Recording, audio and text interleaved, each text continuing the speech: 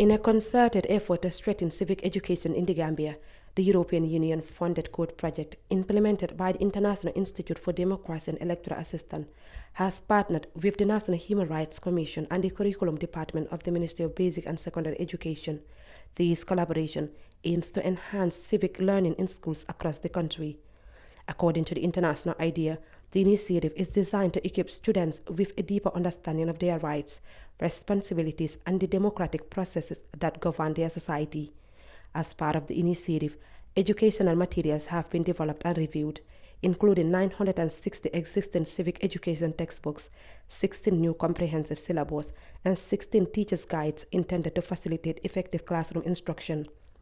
To ensure the successful implementation of the materials, teachers from 8 selected schools across regions 1 to 6 has undergone in-house training on how to effectively use the new resources.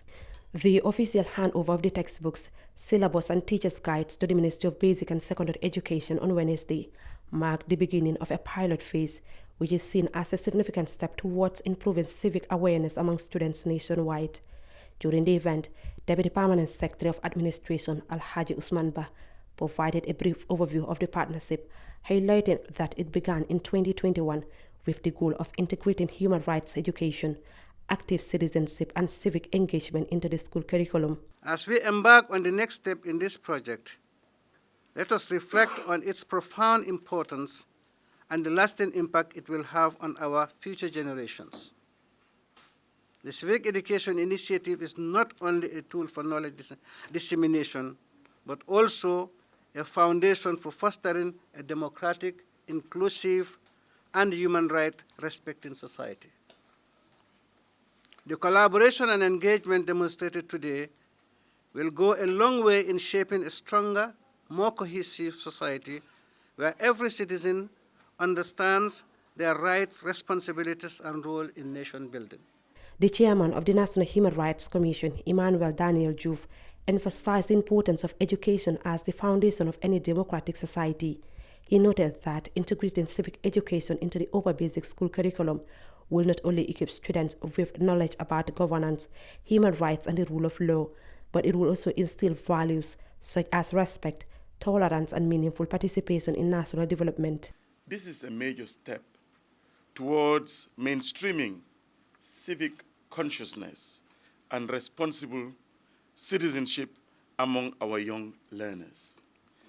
This initiative is a result of a fruitful collaboration. We had the previous speaker talk about it between the National Human Rights Commission and the Curriculum Directorate of the Ministry of Basic and Secondary Education, with the invaluable support of the European Union through international IDEA. Thank you very much, European Union, through IDEA. Our shared vision is very clear, and that is to integrate civic and human rights education into the school curriculum, thereby equipping our students with the knowledge, values, and skills needed to be informed, to be engaged, and most of all, as the Master of Ceremony, DPS Job, said, to be responsible citizen. In her remarks, the ambassador of the EU delegation to the Gambia, Immaculada, spoke on the significance of strong civic education, asserting that it empowers students from an early age to recognize their role in shaping societies and encouraging them to uphold the principle of justice, equality, and the rule of law. By embedding all these concepts in the fundamental years of education, countries can cultivate generations of citizens who are not only knowledgeable, but as well that they build a more just, inclusive, and resilient society. One thing that is very important for the European Union and that we have appreciated very much is that this pilot phase, it covers the 6 different regions. And that's because in almost all countries in the world, ensuring fair distribution of opportunities is difficult. We tend to stay in the capitals, we tend to stay in the big cities. And the inclusiveness starts by actually giving the opportunities to everybody, and therefore this is something very important. The second point that I want to highlight is the gender-sensitive dimension of the initiative. We talk about equality, we talk about the same rights for men and women, but we live in a society where this is not a reality yet. And supporting equal participation of boys and girls, helping them to build a balanced and inclusive society, making them understand that they need to reduce the gap that exists. In his closing remarks, Louis Moses Mendy, Permanent Secretary at the Ministry of Basic and Secondary Education, urged teachers and staff to work together in unity and collaboration. He stressed the importance of fostering a spirit of nationalism and committed to the national development through education. Ethics, to good cultures, to good understanding of society, they tend to not only appreciate themselves, but appreciate the other person.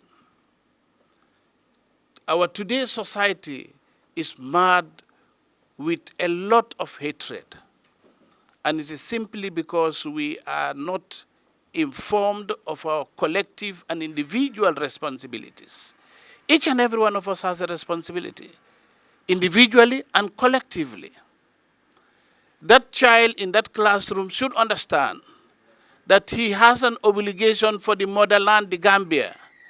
That child in that classroom should understand that he or she has an obligation to the next child sitting next to him or her.